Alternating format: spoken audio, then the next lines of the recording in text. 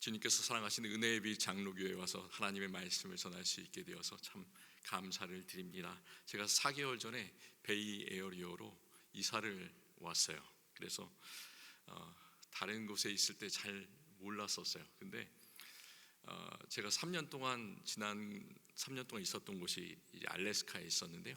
그 알래스카에서 3년간 눈이 참 많이 왔습니다. 그래서 매년 레코드 브레이킹 스노우가 왔어요. 그래서 1년에 한 130인치 이 정도씩 계속 와가지고 겨울에 운전을 참 많이 했습니다. 그래서 겨울 운전을 통달을 하고 어떻게 하면 이제 겨울에 이제 눈길에 아이스 그 위에서 운전할 수 있는지 아주 나보다 운전 잘하는 사람은 없다, 이런 생각을 가지고 베이에리어에 다시 왔습니다. 여기 오니까 눈이 안 오잖아요. 그리고 비도 거의 올 일이 없고, 그리고 제가 이제 오래 살아왔던 지역이 또 여기라 가지고 나보다 운전 잘하는 사람은 없겠다 이러고 왔어요. 근데 다시 이제 이 베이 에어리어에서 다시 운전해 보니까 눈이 막 돌아가는 거예요. 운전하기가 쉽지가 않더라고요. 차가 막 이렇게 왼쪽 오른쪽에서 막 끼어들고, 또 도로 폭도 이렇게 작고, 또 이렇게 차들이 빨리 달리는지 참 어려웠습니다. 길이 늘 막혀요. 그래서 참 답답하구나, 이렇게 쉽지가 않구나, 이런 생각을 했습니다. 특별히 어떤 기회가 돼가지고 또 샌프란시스코 시내에 들어가든지 아니면은 이제 오클랜드 같은 데를 가다 보면, 운전을 좀 많이 해보신 분들은 알겠지만 참 기상천외하게 생긴, 이상하게 생긴 그런 교차로들이 참 많이 있잖아요. 그래가지고 내가 이렇게 가야 되는데 그 길을 조금만 이렇게 신경을 안 쓰면은 놓치게 되는 그런 일들이 아주 많이 생겼습니다. 그래서 아직도 지금 적응 중입니다. 그래서 한 4개월 정도 지나가지고 이제 어느 정도 적응이 됐지만, 아직도 신경을 잘 쓰지 않으면 길을 까먹고 놓치는 그런 일들이 참 많이 있습니다. 이거 운전을 하는 데만 우리가 길을 찾고 또 길을 따라가야 되는 것이 아니라, 우리가 살아가는 우리 평생에 있어서 어떤 것을 선택하느냐가 상당히 중요합니다. 그래서 우리의 인생을 뭐라고 비유를 하냐면, 뭐라고 합니까? 인생 길이라고 하잖아요. 우리가 살아가는데 뭔가 길이 보입니까? 그게 길이 비유적인 표현인데, 눈에 보이지 않는데도 항상 우리는 무엇인가를 선택하며 살아가야 되기 때문에 인생 길이라는 표현을 씁니다. 우리는 특별히 지금 사순절 기간을 보내고 있습니다. 사순절은 어떤 기간이냐면, 예수님께서 부활하시기 전에 그 고난당하심을 기억하면서 우리의 삶을 회개하는 40일간의 기간, 그것이 40일 사순절 기간이죠. 그래서 사순절을 다른 말로 하면, 제가 길에 대해서 말씀을 드리는데, 예수님의 길을 기억하면서 그 길을 함께 걸어가는 시간, 이렇게 말할 수 있습니다. 우리의 인생의 목표는 뭐예요? 항상 예수님을 따라가는 것, 예수님께서 하신 대로 우리도 하는 것, 그것이 바로 우리의 인생의 목표이지 않습니까? 그래서 예수님의 길을 따라가고 훈련하는 것, 그것이 바로 사순절의 시간입니다. 오늘 우리가 사순절 둘째 주일을 보내고 있습니다.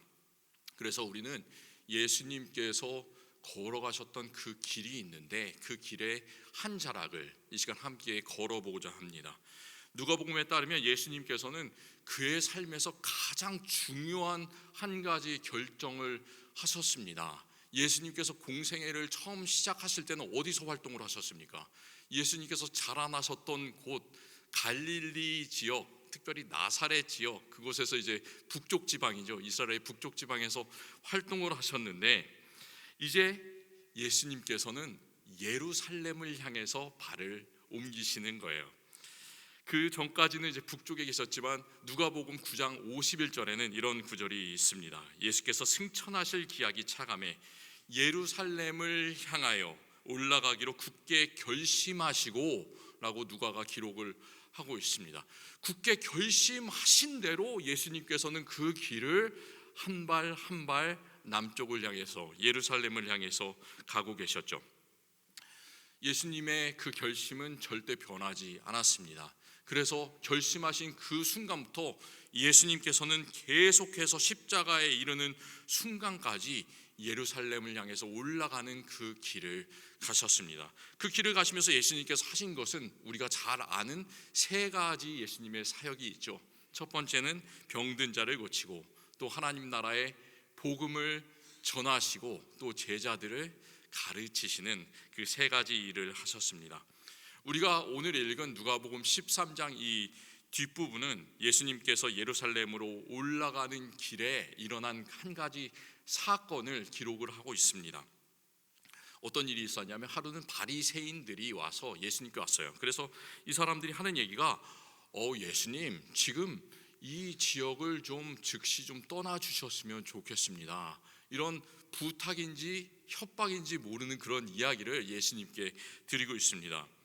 예수님께 왜 이 바리새인들이 와서 떠나 달라고 부탁을 할까요? 그 이유를 이 바리새인들이 예수님께 대는데, 그게 헤롯 왕이 당신을 지금 죽이려고 합니다, 이런 얘기를 하고 있습니다.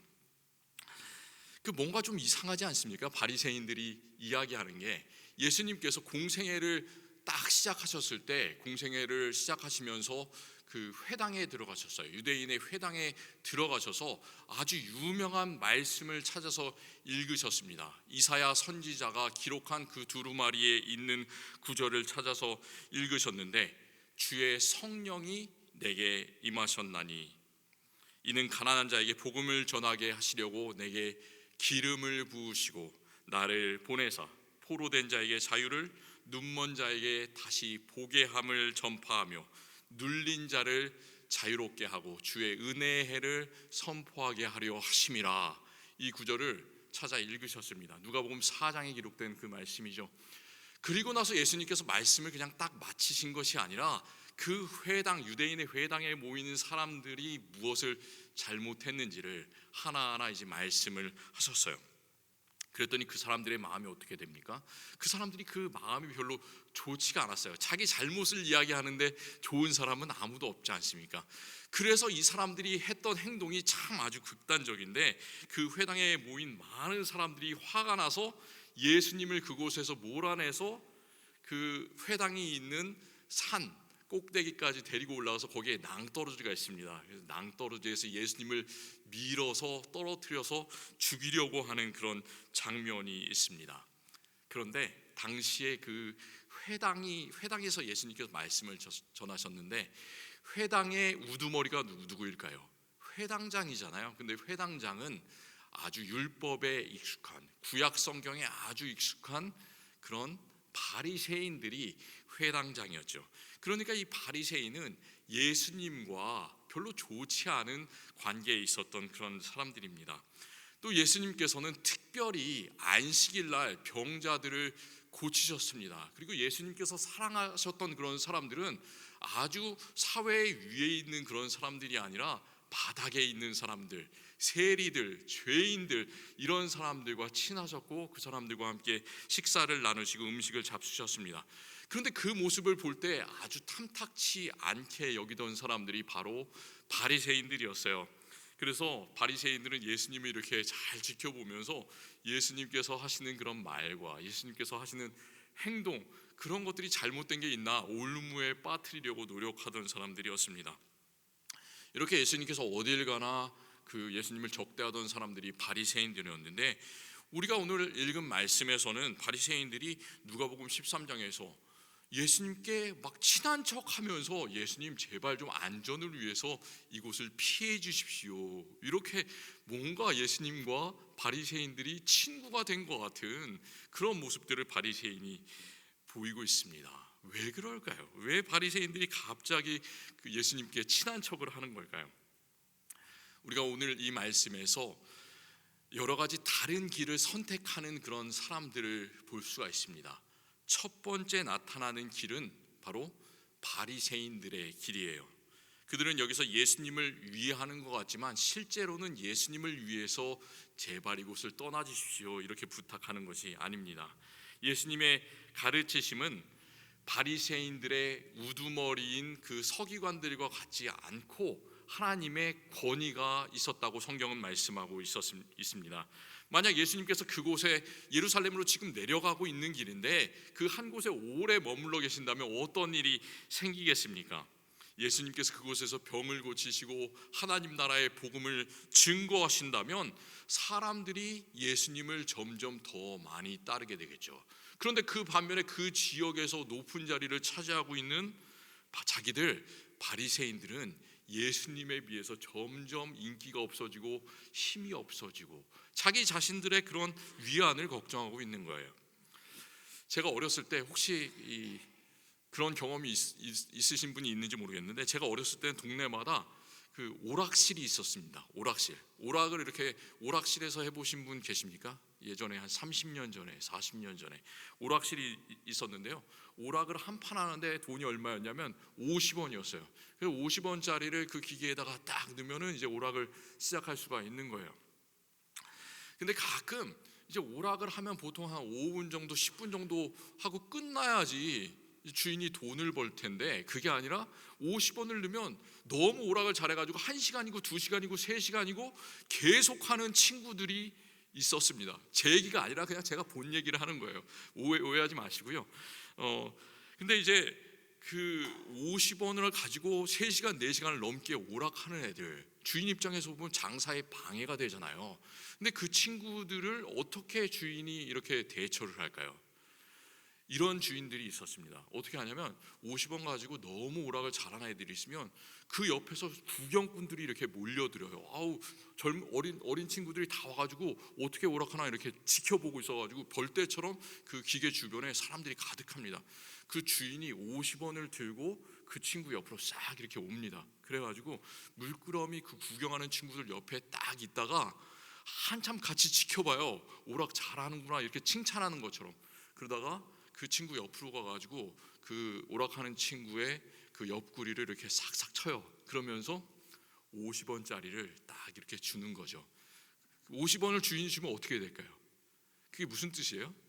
너 이제 그만하고 이거 50원 받고 나가라 이거잖아요. 쫓아내는 거예요. 그러면 그 50원 받은 친구는 주인이 무서우니까 어쩔 수 없이 그냥 그 전원을 끄고 나갈 수밖에 없습니다. 만약에 다른 방법을 쓰면 어떻게 될까요? 너무 오라고 오래 그래 화가 나. 그래가지고 그 다른 친구들 어린아이들이 있는데 옆에서 너 왜 이렇게 오래 하냐고 승질내고 화내고 그러면 어떻게 되겠어요? 다른 아이들이 이렇게 생각할 거 아니에요. 저 주인 진짜 못된 주인이구나 그렇게 생각할 거 아니에요.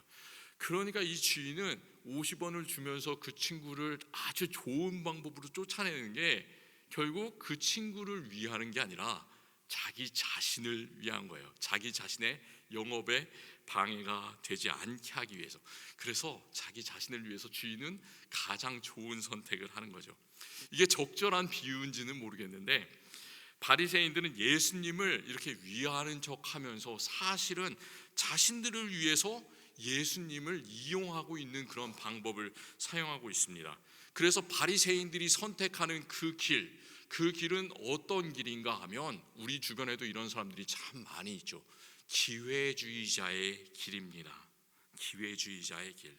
지금은 예수님께서 인기도 없고 많은 사람들의 주목을 받고 있으니까 예수님을 위하는 척 아주 좋은 말을 하고 있지만 결국은 예수님을 모함하고 예수님보다 훨씬 더 권력에 강한 사람에게 빌붙는 그런 굴복하는 그런 길, 결국 자기 자신의 이익을 찾는 그런 길을 이 바리새인들은 걸어가고 있습니다.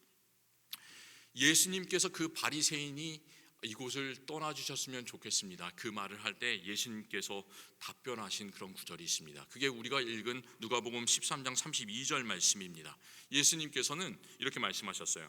이르시되 너희는 바리새인들은 가서 저 여우에게 이르되 오늘과 내일은 내가 귀신을 쫓아내며 병을 고치다가 제3일에는 완전하여지리라 하라. 이 말을 바리새인들 너희가 저 여우에게 가서 전해라 라고 바리새인들에게 들려주고 있습니다. 예수님의 대답에서 볼 수 있는 다른 길은 누구의 길이냐면 바로 여우의 길입니다. 여우, 바로 헤롯의 길이죠. 그 당시에 그 지역을 지배했던 왕 이름이 헤롯입니다. 예수님께서는 헤롯을 여우라고 부르고 있어요. 성경에는 헤롯이라고 불리는 참 많은 사람들이 있는데요, 우리가 잘 알고 있는 헤롯은 예수님께서 태어나셨을 때 예수님을 잡아서 죽이려고 했던 사람, 그래서 2살 밑으로 남자아이들을, 그 지역에 있는 아이들을 다 잡아서 죽인 그 무지막지한 왕 헤롯 대왕이 있었죠. 그리고 여기서 말하는 그 여우라고 예수님께서 불렀던 그 헤롯은 그 헤롯 왕이 아니고요, 그 헤롯 왕의 둘째 아들이었던 헤롯 안디바라는 그런 사람인데, 이 사람은 세례 요한을, 자신에게 반대하는 세례 요한을 목을 베어 가지고 아주 가차없이 쳐 죽인 그 사람이 바로 이 헤롯 안디바입니다. 우리는 보통 아주 교활한 사람, 아주 약삭빠른 사람들을, 머리가 잘 돌아가는 사람들, 그 사람을 저 사람 참 여우 같네, 이런 말을 쓰잖아요. 근데 성경에서 말하는 여우는 그냥 단지 교활하고 머리가 잘 돌아가는 그 정도보다 훨씬 더 많은 것을 이야기를 하고 있습니다. 성경에서 여우를 말할 때는 아주 무서운 존재예요. 그 무서운 존재를 여우라고 이야기를 하고 있습니다. 예를 들어서 구약 성경의 아가 2장 15절에서는 포도원을 허는 작은 여우를 잡으라. 아가가 하나님과 우리 사이에 이 사랑에 대해서 기록하고 있지 않습니까? 남녀간의 사랑 이야기이기도 하지만, 그런데 거기서 작은 여우가 끼어들 때 그 모든 하나님과 우리와의 사랑의 관계를 끼워놓는 것, 바로 그런 것이 여우인 거죠. 그 여우는 뭐냐면 그가 있는 모든 지역을 다 파괴하고 어지럽히는 무서운 권력자를 여우라고 이야기하고 있습니다. 여우와 같은 권력자는 자기가 다스리는 그 지역에 있는 사람들을 전혀 생각하지 않습니다. 오직 그가 생각하는 건 한 가지예요. 자신의 권력, 자신의 권력의 의지만을 생각하는 거예요. 그래서 그 권력 의지에 반대하는 모든 사람들은 다 가차없이 모든 수단을 써서 없애버리려고 하는 것, 그게 바로 여우의 특성이죠. 예수님 당시의 헤롯뿐만이 아니라 오늘날까지 참 안타깝게도 많은 나라의 권력자들이 여우와 같이 아주 교활하면서도 악랄한 그런 길들을 걸어가고 있습니다. 그렇기 때문에 우리는 계속해서 세상의 많은 권력자들을 위해서 그들을 하나님께서 뜻대로 다스리시도록 우리는 계속해서 기도해야만 하는 것이죠. 우리가 2가지 길을 살펴봤습니다. 첫 번째는 바리새인들의 길, 두 번째는 헤롯의 길. 그 둘과 완전히 다른 길이 있는데 그 길은 바로 우리가 따르는 예수 그리스도의 길입니다. 예수님의 길은 이 두 사람들의 길과는 완전히 다릅니다. 그 길은 한없이 자비롭고 한없이 은혜로우시는 길입니다. 34절에서 예수님께서는 암탉이 제 새끼를 날개 아래 모음같이 내가 너희의 자녀를 모으려 한 일이 몇 번이더냐, 이렇게 얘기하면서 그 예루살렘을 향해서 탄식하면서 안타깝게 울부짖는 그런 모습을 예수님께서 보여주고 계십니다. 성경에는 새가 자기 새끼를 이렇게 품어 안고 사랑하고 계속해서 안아주고 보호해주는 그런 모습들을 한 번, 두 번, 세 번 계속해서 보여주고 있습니다. 예를 들어서 신명기 32장에서는 모세가 이제 바로 하나님의 부름을 받아 죽기 전에 그 모세의 마지막 노래를 부르는 그런 장면이 나오는데, 하나님께서 지금까지 이스라엘 백성을 광야에서 어떻게 이끌어 주셨는지, 출애굽의 과정 속에서 어떻게 이끌어 주셨는지를 이렇게 노래하고 있어요. 독수리가 자기의 새끼 위에 너풀거리면서 날개를 펴서 새끼를 받고 없는 모습, 바로 그것이 하나님께서 이스라엘을 사랑하는 모습이다. 신명기 32장 11절에서 말씀을 하고 있습니다. 또 다윗도 시편에서 계속해서 하나님의 사랑을 노래하고 있는데, 시편 17편에서는 나를 눈동자같이 지키시고 주의 날개 그늘 아래에 감추사 내 앞에서 나를 압제하는 악인들과 나의 목숨을 노리는 원수들에게서 벗어나게 하소서, 이렇게 노래하고 있습니다. 우리가 기도하다 보면 하나님의 날개가 보입니까? 안 보이잖아요. 우리의 눈으로는 하나님의 날개 볼 수가 없습니다. 하지만 하나님께서 우리를 사랑하시는 그 마음, 지금까지 우리를 인도하셨던 그 모든 길들은 정말 암탉이 그 따뜻한 날개로 우리를 안아주는 것처럼 하나님께서 우리를 계속해서 주님의 날개 아래 안아주시고 보호해 주십니다. 예수님께서는 참 상처를 많이 당하셨잖아요. 아무리 모함을 당하시고 그를 사랑했던 자들이 그를 배반하고 떠나가도 예수님께서는 절대로 변하지 않으셨습니다. 암탉이 그 새끼를 날개 아래 모으는 것처럼, 따뜻하게 보호를 해주는 것처럼 우리를 예수님께서는 계속해서 한결같이 사랑으로 품어주시는 분이십니다. 변하지 않는 사랑의 길, 바로 그것이 사람들의 간악한 길과는 다른 예수 그리스도, 우리 주님의 길입니다. 저는 예수님께서 누가복음 13장에서 바리새인들에게 대답하는 그 모습을 보면서 한 가지 이상한 것을 발견하게 됐습니다. 예수님께서 32절 말씀에서 오늘과 내일은 내가 귀신을 쫓아내며 병을 고치다가 제3일에는 완전하여지리라, 이런 말씀을 하셨고요. 또 바로 그 이어지는 33절에서도 그러나 오늘과 내일과 모레는 내가 갈 길을 가야 하리니 선지자가 예루살렘 밖에서는 죽는 법이 없느니라, 이런 말씀을 또 연달아서 하셨습니다. 우리가 보통 시간에 대해서 생각을 많이 하는데요, 우리는 왜 늘 시간 속에서 살고 있기 때문에, 근데 우리는 시간에 대해서 생각할 때 보통 이런 말을 하죠. 과거와 현재와 미래라고 얘기를 합니다. 과거는 다시 돌아오지 않는 우리의 기억에만 존재하는 것. 과거로 좋은 시절로 다시 돌아가고 싶은데 우리는 그럴 수가 없잖아요. 왜냐하면 이미 지나가 버렸기 때문에. 미래는 아직 우리에게 오지 않는 완전한 가능성을 미래라고 하고, 그리고 우리가 가지고 있는 것은 아주 작은 지금 흘러가는 잡을 수 없는 한순간, 그 현재뿐입니다. 그렇기 때문에 현재만 실제한다, 그렇게 많은 학자들이 얘기를 합니다. 그렇다면 예수님도 우리가 보통 생각하는 게 과거와 현재와 미래라면,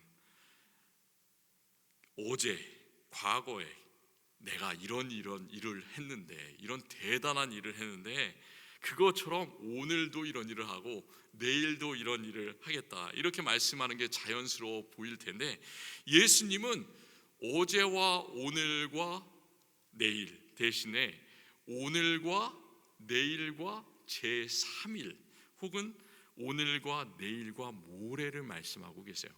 예수님께서는 과거를 말씀하지 않으십니다.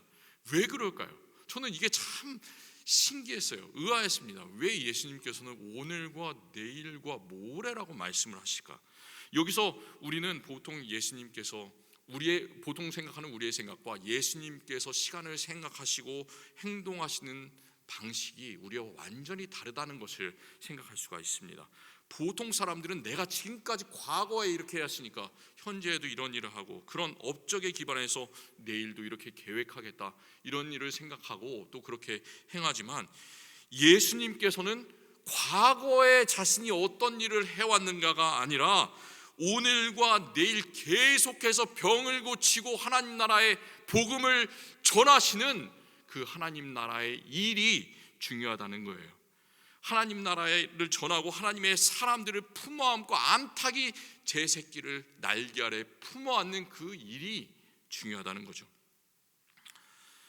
더 나아가서 예수님께 오늘과 내일 자신이 어떤 일을 하는 것보다 더 중요한 것은 뭐냐면 제3일에 혹은 모레에 일어날 그런 일입니다. 제3일과 모레에는 어떤 일이 일어날까요? 제3일이 참 중요합니다. 그 일은 예수님 자신이 계획하시는 그런 일이 아닙니다. 죽음의 법칙이 통치하는 세상의 일이 아니라 제3일에는 생명의 하나님의 법칙이 존재하는 그런 세상으로 완전히 변화가 되는 거죠. 제3일에는 죽음이 지배하는 것이 아니라 예수님께서 제3일에 부활하셨던 것처럼 부활이 우리의 삶을 지배하게 됩니다. 그날에는 모든 일이 완전하여지고 또 모든 일이 하나님의 뜻대로 변화되고 하나님의 뜻대로 이루어지게 됩니다.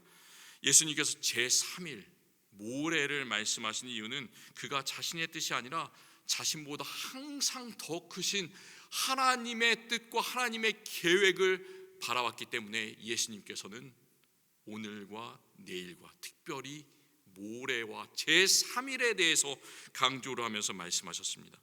예수님께서 삶의 마지막에서 겟세마네 동산에서 기도하시면서 이렇게 기도하셨죠. 내 아버지여 만일 할만하시거든 이 잔을 내게서 떠나가게 하옵소서. 우리도 이렇게 기도합니다. 참 힘듭니다. 이 잔을 내가 지기 싫습니다. 그렇지만 예수님의 기도는 거기서 끝난 것이 아니라 그러나 나의 원대로 마옵시고 아버지의 원대로 하옵소서. 내가 지금 하는 일이 중요한 것이 아니라 나는 지금 이 일을 하지만 하나님께서 행하시는 모레의 일을, 제3일의 일을 바라봅니다. 예수님께서는 그렇게 고백하시고 그 길을 묵묵히 가셨습니다.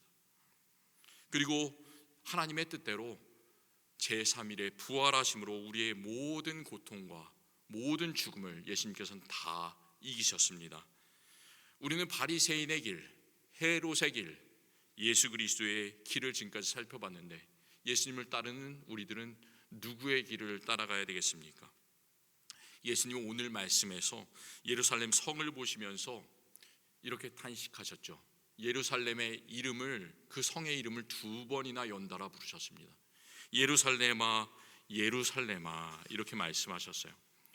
이런 경우가 또 있습니다. 다윗이 자기가 사랑하는 아들, 하지만 자기에게 반역하다가 죽은 자기 아들, 머리가 아주 휘날리면서 긴 그런 친구가 있었죠.